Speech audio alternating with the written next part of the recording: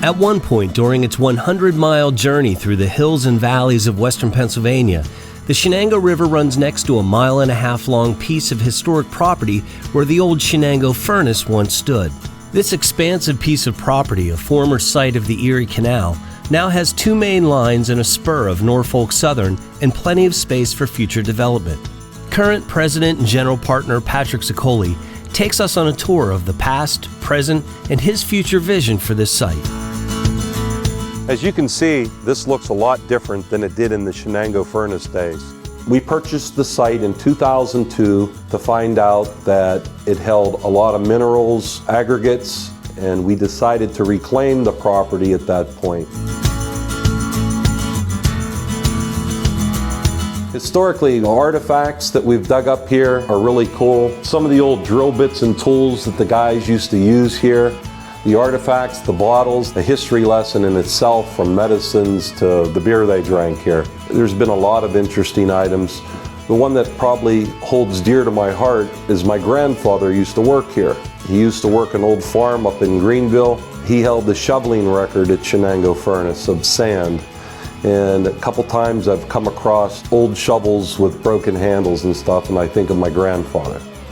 The world's largest producer of iron back in the 1800s, the borough of Sharpsville now supports Patrick's efforts to develop this old brownfield site, which is in a Keystone Opportunity Zone. He has obtained grants and values the cooperation and collaboration of PennDOT.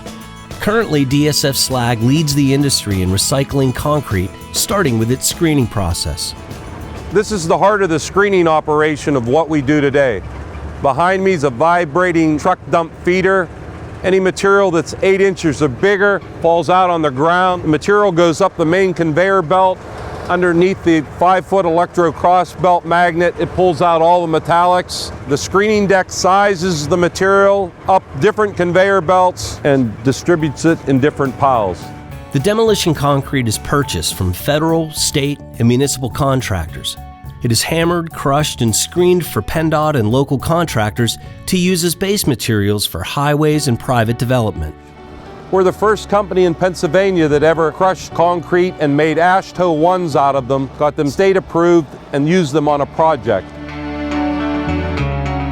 Shenango Furnace's rich history hasn't hindered PennDOT's Engineering District 1, the municipality of Sharpsville, and legislators from having some progressive ideas and its developers from having a creative vision looking forward. The vision of this site moving into the future is green technology that our children will use. Clean energy possibilities include the addition of solar panels across what will eventually include 100 acres of land.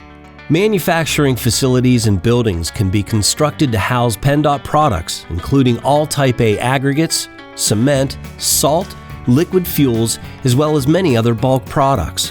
For the agricultural industry, lime and other fertilizers could be stored here. For the gas and oil industry, frac sand can be contained in these buildings. Also, the proximity of the Norfolk Southern lines and the vast expanse on the northwest side of the property allows for the inclusion of a unit train that will be comprised of around 100 cars at a time. On the southern end of the property, a Norfolk Southern spur already exists to handle smaller rail shipments. According to a recent feasibility study, all of these efforts combined could create up to 3,000 jobs regionally.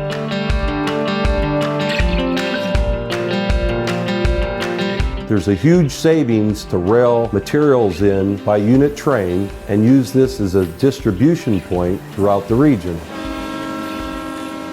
We're standing along right about where the center of the unit train facility will be located. And the unit trains will pull in along these mains to load and unload the bulk products for the region.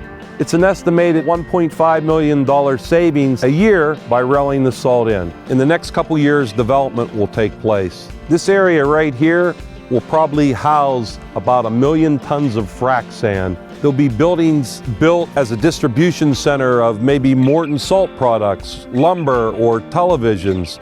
Warehousing will be built throughout the site.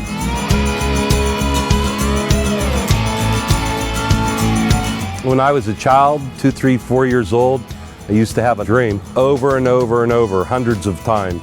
Finally, the dream went away. Years went by. Bought the first piece of property in 2002. Somebody was recommended to me to design a logo for me. She knew nothing about me. And one of the three choices she gave me was the same exact guy in my dream. And I figured that, we were doing the right thing.